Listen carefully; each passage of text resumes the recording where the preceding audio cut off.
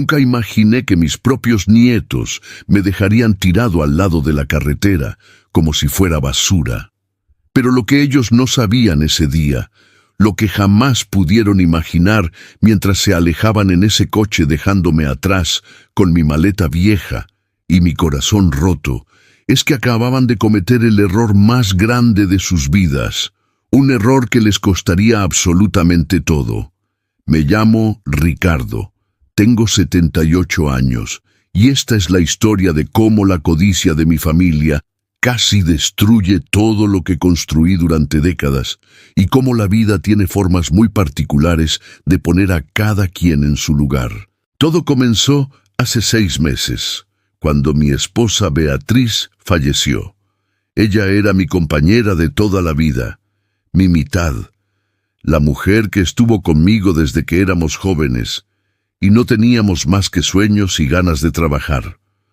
Juntos levantamos un pequeño negocio de abarrotes que con los años se convirtió en una cadena de tiendas respetable.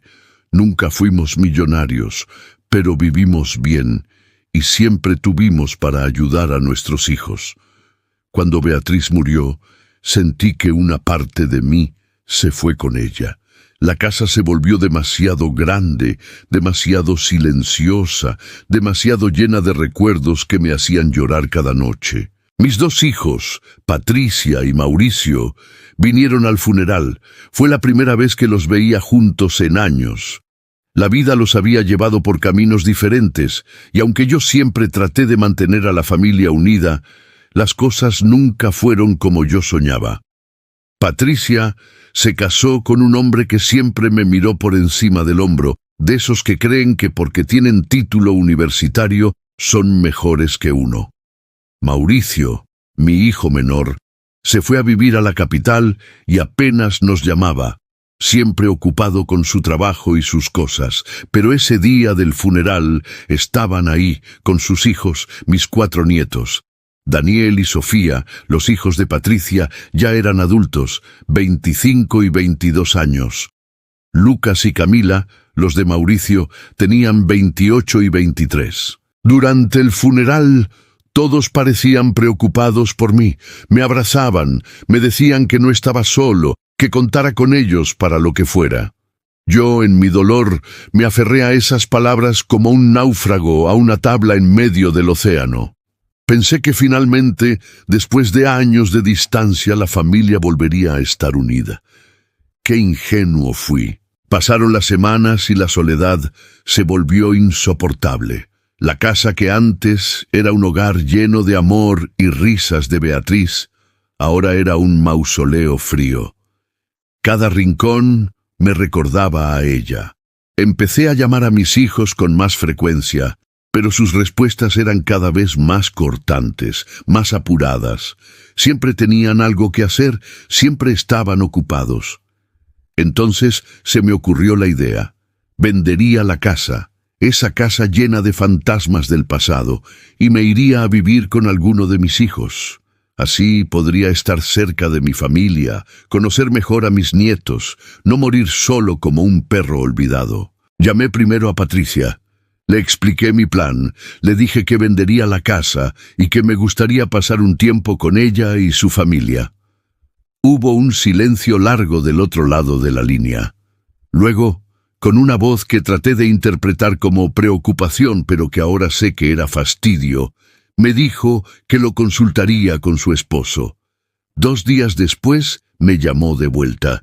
Me dijo que lo habían pensado mucho, que su casa era pequeña, que no tenían espacio, pero que su hermano Mauricio tenía una casa más grande y que seguramente él podría recibirme. Llamé a Mauricio. La conversación fue casi idéntica. Me escuchó, murmuró algo sobre hablarlo con su esposa y al día siguiente me llamó para decirme que lamentablemente acababan de remodelar y habían convertido el cuarto de huéspedes en oficina, pero que Patricia tenía mejor espacio.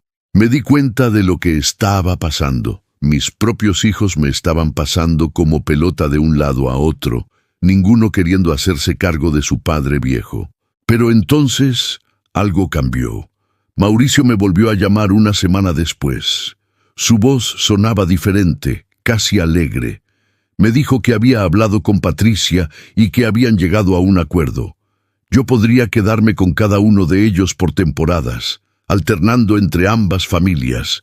Así todos compartirían la responsabilidad y yo podría convivir con todos mis nietos. Me pareció una idea maravillosa. Por fin sentiría que tenía familia de nuevo. Vendí la casa rápidamente. Era una propiedad bien ubicada y en buen estado.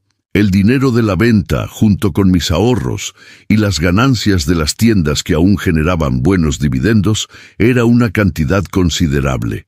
No les dije a mis hijos exactamente cuánto era. Solo les comenté que había vendido bien y que tenía mis finanzas en orden. Vi un brillo extraño en sus ojos cuando mencioné esto, pero en mi necesidad de familia, de compañía, de no sentirme solo, ignoré todas las señales de alarma que debía haber visto. Los primeros 3 meses viví con Patricia. Su esposo, Fernando, me trataba con una cortesía fría, como si fuera un invitado que había sobrepasado su bienvenida desde el primer día. Mis nietos Daniel y Sofía apenas me hablaban. Pasaban todo el día pegados a sus teléfonos, saliendo con amigos, haciendo su vida. Yo trataba de conversar con ellos, de interesarme en sus cosas, pero era como hablarle a la pared.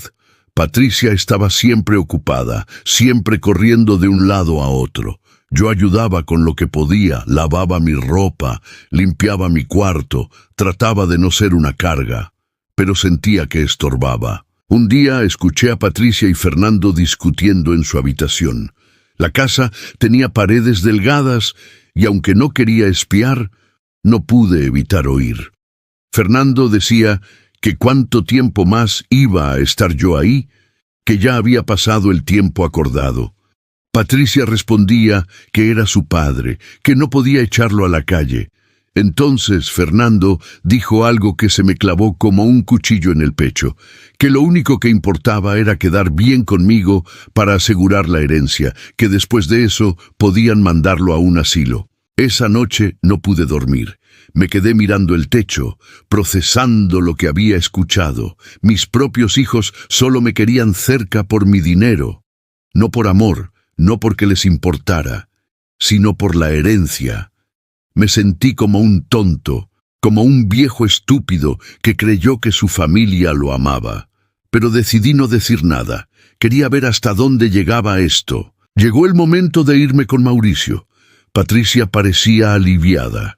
Me ayudó a empacar con una rapidez que dejaba clara su prisa por verme partir.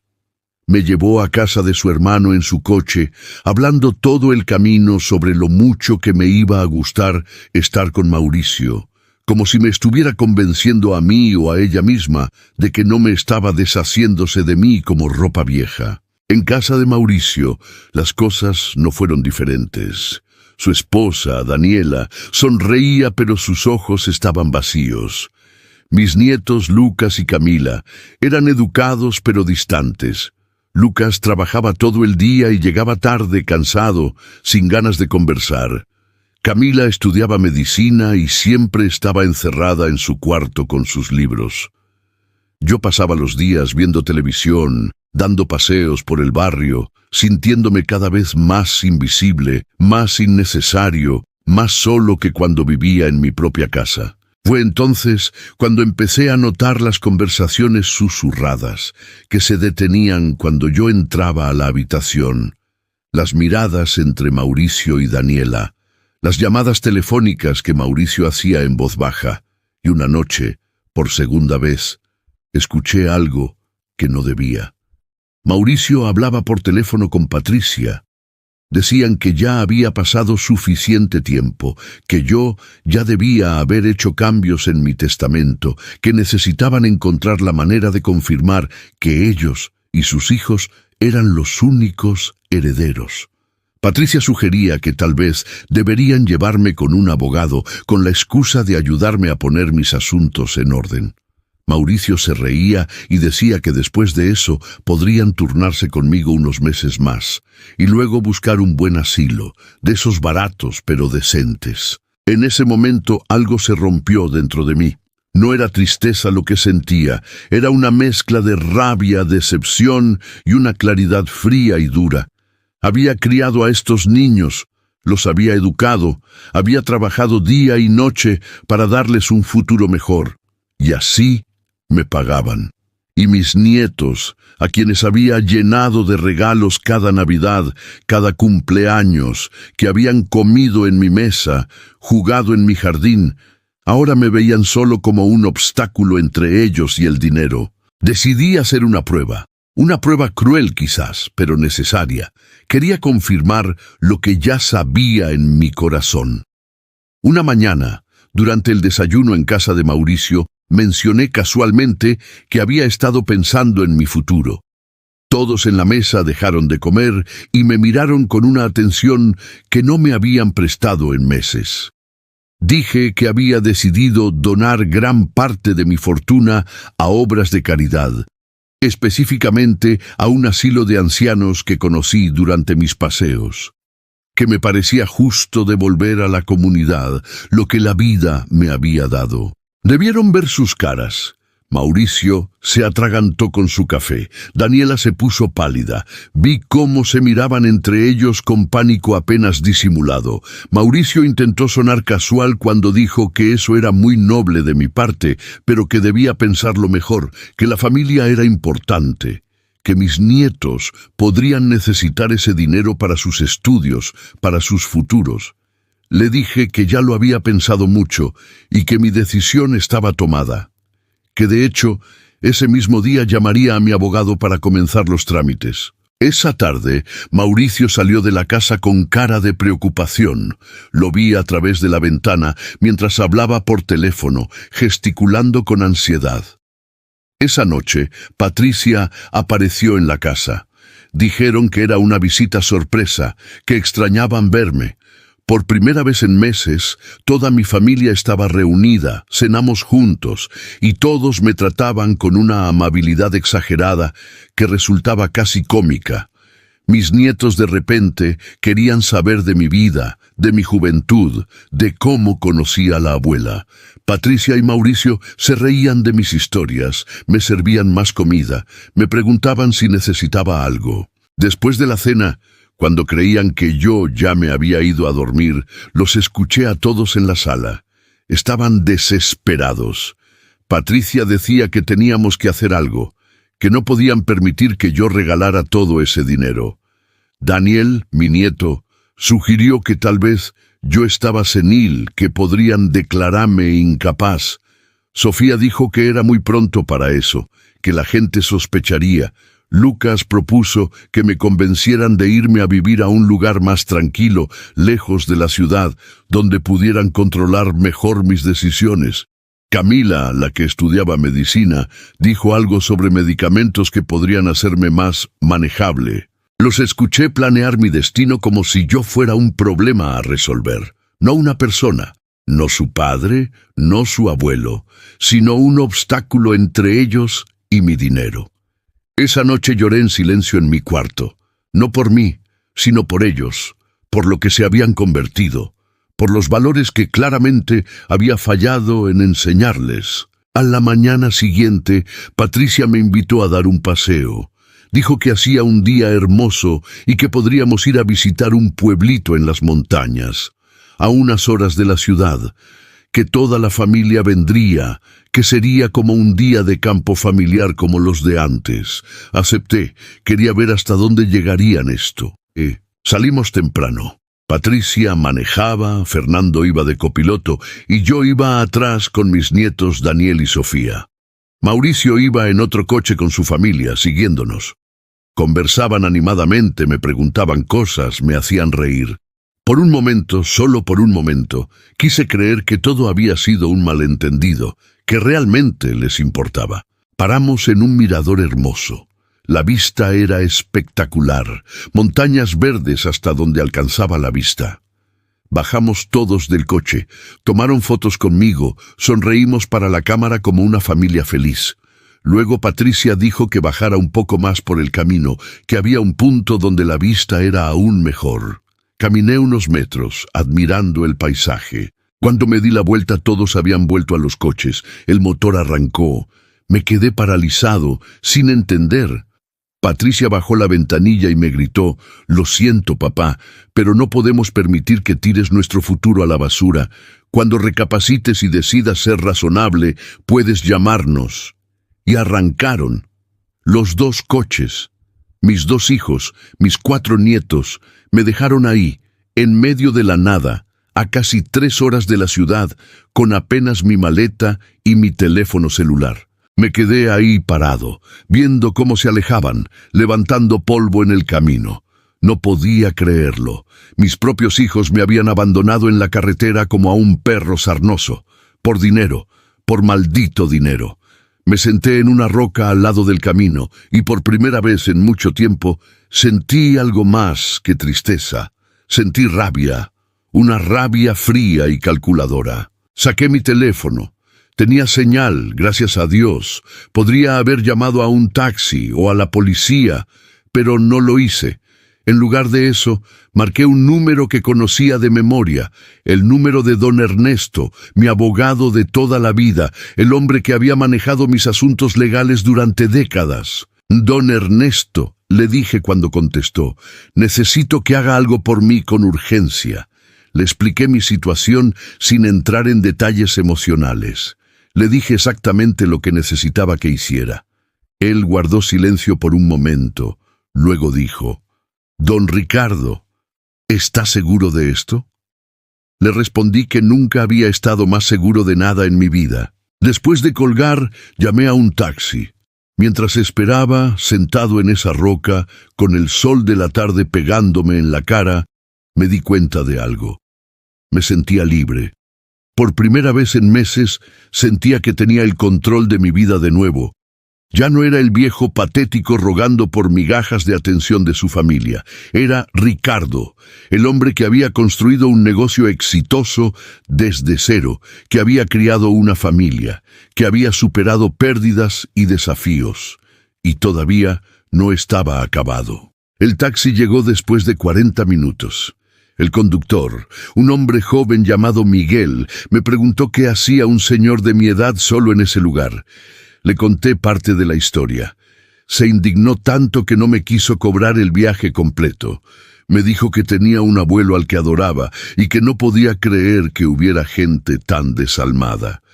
Me llevó directo a un hotel en la ciudad, uno bueno, con vista al Parque Central. Me instalé en el hotel y durante los siguientes 3 días no contesté ninguna de las llamadas de mis hijos. Porque sí, empezaron a llamar. Primero fue Patricia, 24 horas después de abandonarme.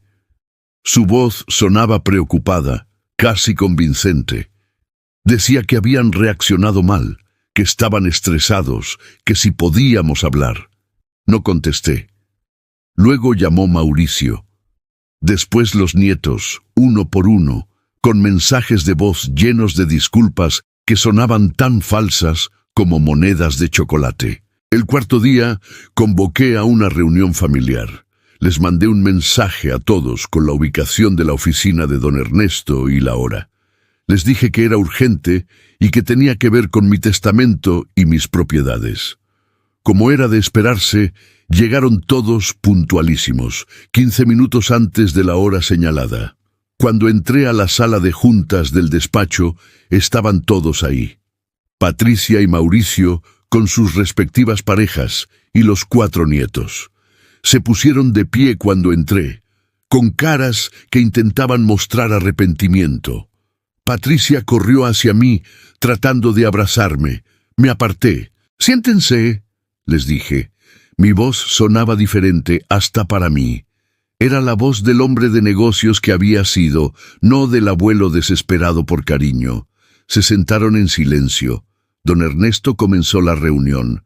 Abrió una carpeta y sacó varios documentos. «Como saben», comenzó, «don Ricardo me ha pedido que los convoque para informarles sobre cambios importantes en su testamento y en la disposición de sus bienes». Vi cómo todos se enderezaban en sus asientos, atentos a cada palabra. Don Ernesto continuó. Primero, debo informarles que don Ricardo ha transferido la totalidad de sus propiedades, acciones y activos líquidos a un fideicomiso irrevocable. Vi cómo la sangre se les iba de las caras.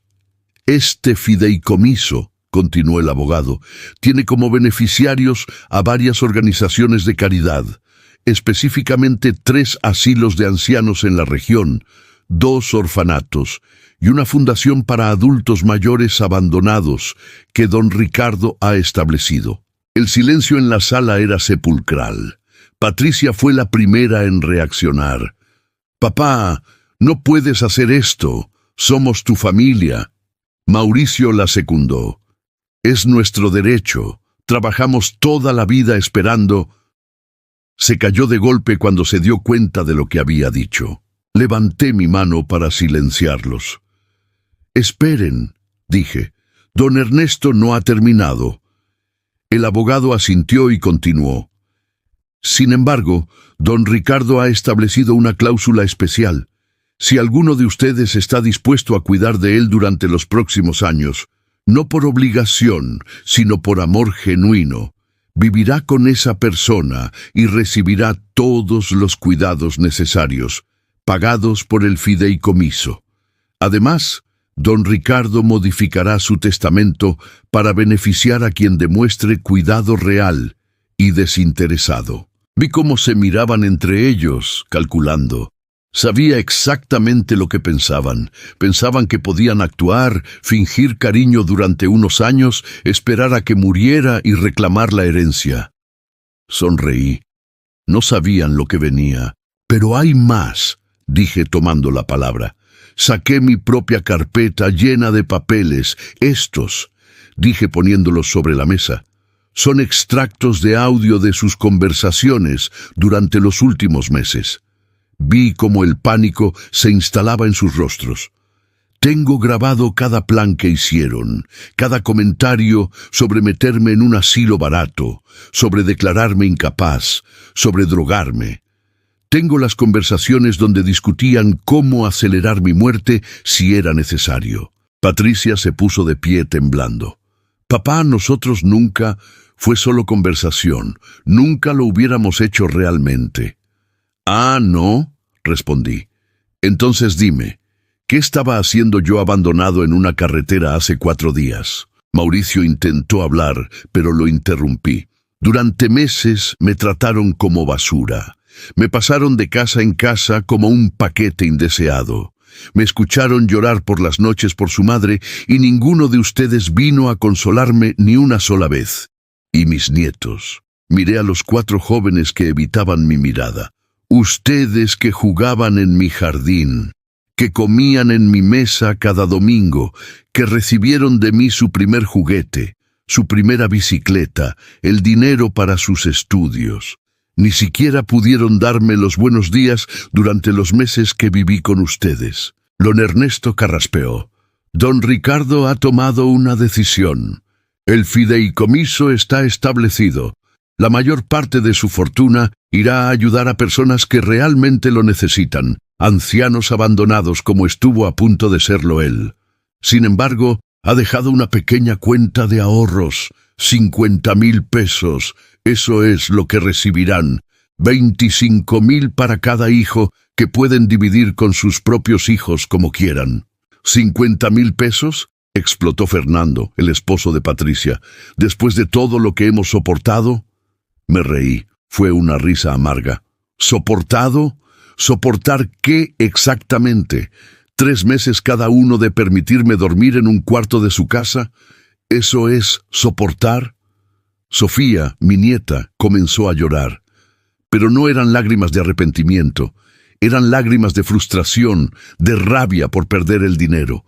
Lo supe porque entre sollozos murmuraba: «No es justo, no es justo». Tenía razón, no era justo. Nada de lo que me hicieron fue justo. Me puse de pie. Esta reunión ha terminado. Don Ernesto tiene todos los documentos legales. Todo está firmado, sellado y es irreversible. No intenten impugnarlo, no intenten declararme incapaz, porque también tengo evaluaciones psiquiátricas recientes que confirman que estoy en pleno uso de mis facultades mentales. Y las grabaciones de sus conversaciones están respaldadas en varios lugares seguros, junto con instrucciones de hacerlas públicas si algo me sucede misteriosamente. Caminé hacia la puerta. Antes de salir, me di la vuelta una última vez. Los miré a todos, uno por uno. Patricia lloraba con la cara entre las manos. Mauricio estaba rojo de rabia. Los nietos se veían entre confundidos y furiosos. «Quiero que sepan algo», les dije. «No hice esto por venganza, lo hice porque finalmente entendí que ustedes nunca me amaron. Y está bien, no puedo obligarlos a amarme, pero tampoco voy a permitir que se beneficien de mi trabajo, de mi esfuerzo, de mi vida, sin darme ni siquiera respeto básico. El dinero que les dejo es exactamente lo que me dieron ustedes a mí, lo mínimo posible». Salí de esa oficina con la cabeza en alto. No volví a saber de ellos durante semanas. Ni llamadas, ni mensajes, nada. Confirmó lo que ya sabía. Sin dinero de por medio, no tenían ningún interés en mí. Pero aquí viene la parte que ellos nunca supieron. La parte que nadie sabía, excepto don Ernesto y yo. El fideicomiso que establecí no era irrevocable. Era una prueba, una última prueba. Si alguno de ellos, cualquiera, hubiera venido a buscarme después de esa reunión, no por dinero, sino para disculparse genuinamente, para tratar de reconstruir la relación, para decirme que me amaban independientemente de mi fortuna, yo habría modificado todo. Esperé un mes, luego 2, luego 3, nada. Ni una visita, ni una llamada sincera, solo mensajes ocasionales de los nietos preguntando cómo estaba, mensajes que olían a sugerencia de sus padres, intentos forzados de mantener algún contacto por si acaso yo cambiaba de opinión sobre el testamento. Fue durante esos meses que conocí a personas que me enseñaron lo que realmente significa la familia. El joven Miguel, el taxista que me recogió ese día en la carretera, empezó a visitarme. Me llevaba a pasear, me presentó a su abuelo, un hombre maravilloso que se convirtió en mi amigo. Conocí a doña Carmen en el parque, una señora viuda como yo, y nos hicimos compañeros de tertulias. Me uní a un grupo de adultos mayores que jugaban dominó los jueves. Me recibieron como si me conocieran de toda la vida. Y finalmente hice lo que debía hacer desde el principio. Doné la mayor parte de mi fortuna, sí, pero no toda. Me quedé con suficiente para vivir cómodamente el resto de mis días. Compré un apartamento pequeño pero acogedor cerca del parque. Establecí la fundación para adultos mayores abandonados, algo que me llena de orgullo cada día. Y lo más importante, encontré una nueva familia. No de sangre, sino de elección. Personas que me valoran por quien soy, no por lo que tengo. Hace 2 semanas recibí una llamada de Patricia. Su voz sonaba desesperada. Me contó que Fernando había perdido su trabajo, que tenían deudas, que necesitaban ayuda. Me preguntó si podía prestarles dinero. Le dije que no con crueldad, sino con firmeza. Le expliqué que sus decisiones tenían consecuencias y que era momento de que enfrentara las suyas. Colgó sin despedirse. 3 días después, Mauricio apareció en mi apartamento. No sé cómo consiguió mi dirección. Intentó el mismo discurso. Problemas económicos, crisis, necesidad urgente. Le ofrecí algo diferente. Le dije que si realmente quería reconstruir nuestra relación, podíamos empezar de cero.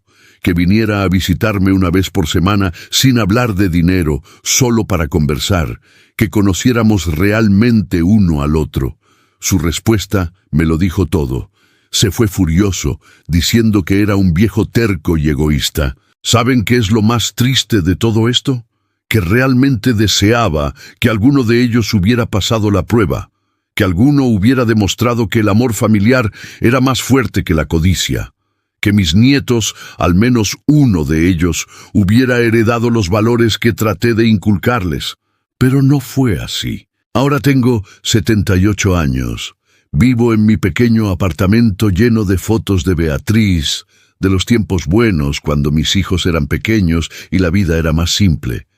Pero también tengo fotos nuevas, de Miguel y su abuelo, de doña Carmen y yo en el parque, de mis nuevos amigos del grupo de dominó, de los niños del orfanato que visito cada mes y que me llaman abuelo con cariño genuino. ¿Me arrepiento de lo que hice? No, ni un segundo. Porque finalmente aprendí algo que debí saber hace mucho tiempo.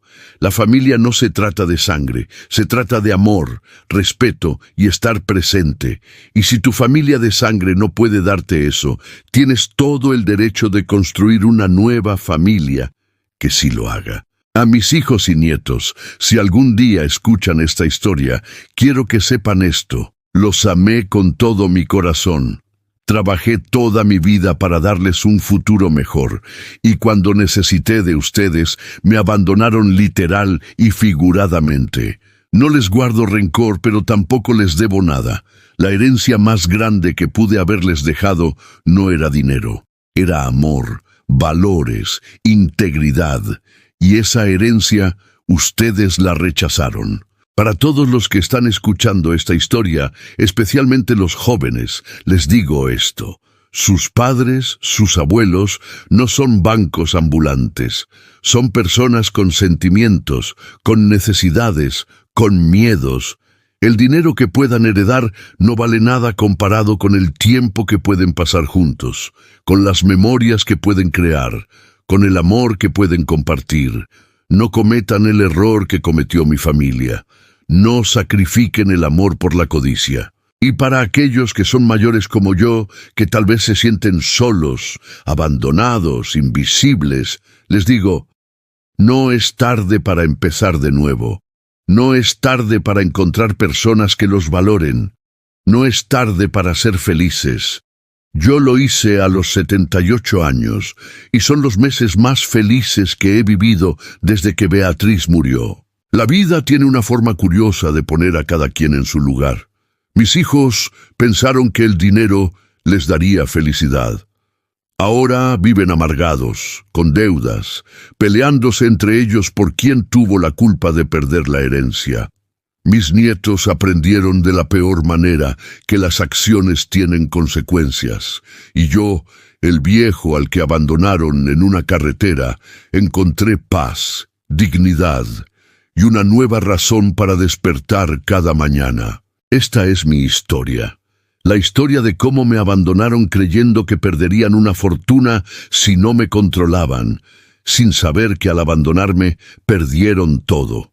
Porque el amor, el respeto, la familia verdadera no tiene precio, y eso sí que lo perdieron para siempre. Si esta historia les llegó al corazón, si les hizo reflexionar sobre cómo tratan a sus seres queridos, si les recordó que la familia se construye con amor y no con interés, entonces compartan este video. Denle like si creen que hice lo correcto, o comenten si piensan que fui demasiado duro.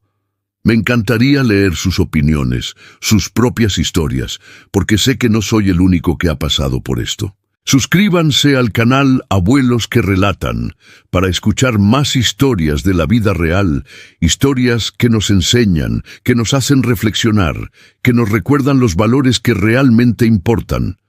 Porque todos tenemos algo que contar y todas las voces de nuestra generación merecen ser escuchadas. Y recuerden, cada vez que vean a un anciano caminando solo por la calle, cada vez que piensen que sus padres o abuelos son una carga, pregúntense, ¿qué clase de persona quiero ser? ¿Qué ejemplo quiero dejar a las siguientes generaciones? Porque el tiempo pasa rápido, mis queridos amigos, muy rápido, y un día ustedes también serán viejos. Y cuando ese día llegue, recibirán exactamente el trato que dieron. Yo soy Ricardo, tengo 78 años, y esta fue mi historia. una historia de abandono, de traición, pero también de renacimiento y esperanza, porque nunca es tarde para recuperar tu dignidad, para encontrar tu felicidad, para decir basta. Nos vemos en el próximo video, donde otro abuelo o abuela compartirá su historia con todos ustedes. Hasta entonces, cuiden a su familia, a la de sangre si se lo merecen, y si no, construyan una nueva. Porque todos merecemos amor verdadero, sin condiciones, sin intereses. Todos merecemos ser amados por quienes somos, no por lo que tenemos. Que Dios los bendiga a todos. Y nunca olviden, la herencia más valiosa no se mide en dinero, se mide en amor, en recuerdos, en tiempo compartido. Esa es la verdadera riqueza. Y esa, mis queridos amigos, no tiene precio. Gracias por escucharme, gracias por estar aquí. Y por favor, no cometan los errores que cometió mi familia. Aprendan de mi historia, es el mejor regalo que pueden darme. Hasta la próxima.